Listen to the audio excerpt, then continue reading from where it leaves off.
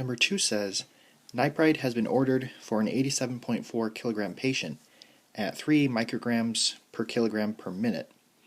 The solution has a strength of 50 milligrams in 250 milliliters of D5W. Find the rate in mLs per hour. So we've been given the patient's weight, and they're supposed to be receiving 3 micrograms per kilogram per minute.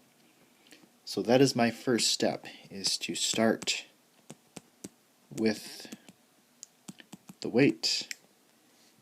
And I don't need to worry about dividing by 2.2 to get it into kilograms because it's already in kilograms.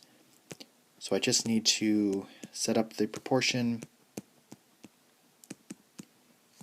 and match my kilograms. Okay, so if we solve this proportion, then we get 262.2 micrograms per minute. So we have the rate at which the dosage is infusing, but our rate is in micrograms per minute, and they want the rate in mLs per hour. So my next step is to set up the current rate that we have in a proportion with the solution strength. So then I can convert from a powdered form to a liquid form.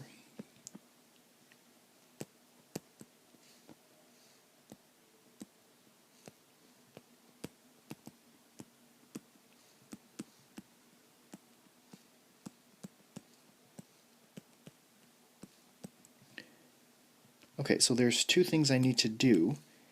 I need to first convert mg to mcg,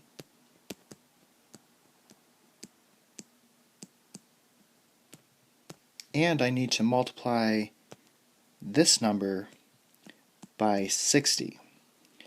And the reason why I'm doing that is because this rate is per minute, and the final answer, they want the rate to be per hour. And there are 60 minutes in an hour. So I'm going to do 250 times 262.2 times 60, and then divide that by 50,000. And they want us to round that to the nearest whole number.